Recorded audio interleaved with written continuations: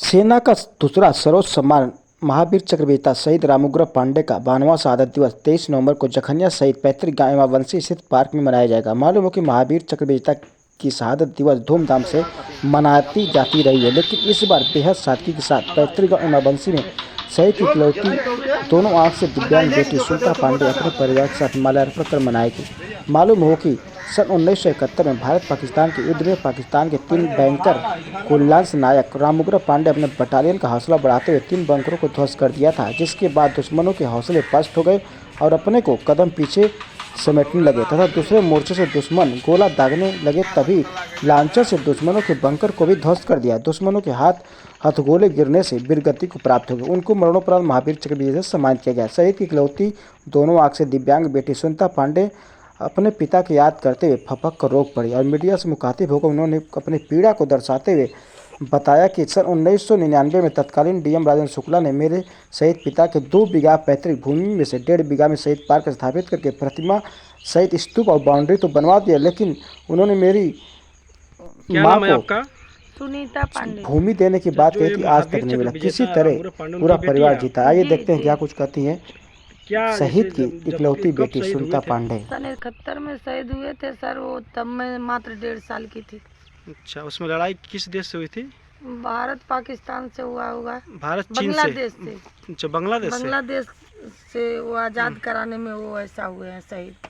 अच्छा, तो इस क्या जैसे मरणोपरांत तो क्या कुछ मिला सुविधा उविधा सरकार की तरफ से? सरकार के तरफ से तो वही महावीर चक्र मिला है, चाहे सरकार के तरफ से मानिए चाहे सेना के तरफ से मानिए। सरकार के तरफ से न मेरे माताजी को ही कुछ सुविधा मिली, जैसे मेरे पिताजी शहीद हुए देश के लिए, और न तो मुझे ही कुछ मिला। जो मिलता है सेना के तरफ से मिलता है। अच्छा, जो पार्क बना है बता रहे हैं कि मेरी 2 बीघा ही सिर्फ जमीन थी, उसमें 1.5 बीघा में पार्क बन गया। हाँ, 1.5 बीघा में और उसमें का डीएम ने कहा था कि हमने दूसरा जमीन देंगे इसके बदले। हाँ, राजेंद्र शुक्ला डीएम थे। मेरे माताजी से बोले कि माताजी मैं 1.5 बीघा के बजाय आपको 2 बीघा जमीन दूंगा, लेकिन वो 1.5 बीघा 10 बीघा तो मिलबे नहीं किया भैया। 2 बीघा कहाँ से मिलेगा। मेरी माताजी हार्ट की पेशेंट दौड़ते दौड़ते मर गई, ब्रेन हैमरेज हो गया, लेकिन मिला नहीं। इसी में हम अपना खेती वोती करते हैं। सेना वाले बोले कि आप खेती करिए उसमें। जी, और बच्चे उच्चे आपके कितने हैं? 3 हैं। और विकलांग भी हैं आप? हैं? हाँ, मैं दोनों आँखों से विकलांग।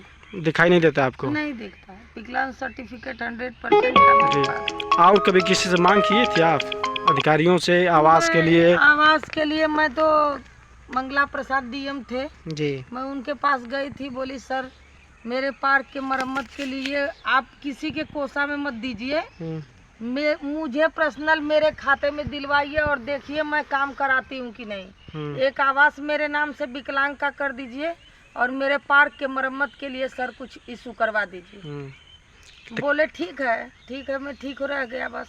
अच्छा, कुछ नहीं मिला? कुछ नहीं मिला, कुछ आवास भी नहीं मिला? आवास भी नहीं मिला। तो ये जो आपका सिर्फ आधे बीघा जमीन है उसी में खेती बाड़ी करके अपना आर्थिक स्थिति चलाती है? हाँ। कितने बच्चे हैं आपके?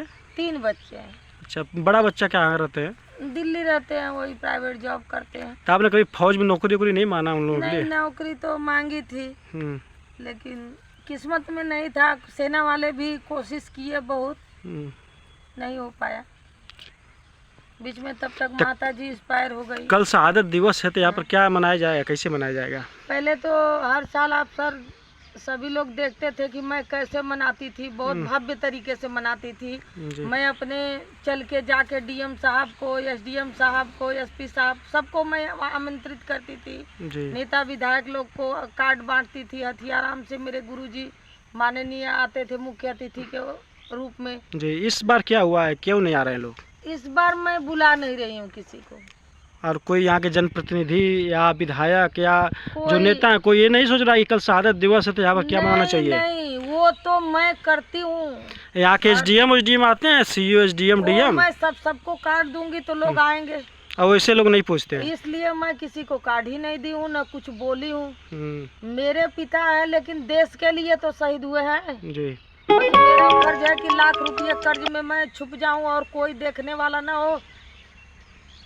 ये तो जो भी लोग यहाँ आते हैं जो इस योग्य हैं, नेता, एसडीएम, डीएम साहब, ये लोग के खजाने में तो होगा मेरे लिए कुछ की नहीं होगा। क्यों नहीं तो सरकार? कोई कुछ करता नहीं है। मैं लाख रुपये कर्ज में पड़ जाती हूँ और हर साल हथियाराम गुरुजी के मतलब माध्यम से होता है भैया, जिला पंचायत ब्लॉक प्रमुख। तो कल कार्यक्रम होगा यहाँ पे? यही मैं अपने माध्यम से छोटा मोटा 10-20 लोगों को लेके झंडा पताका फहराऊंगी, माला अर्पण करूंगी, प्रसाद चढ़ाऊंगी। ठीक, धन्यवाद।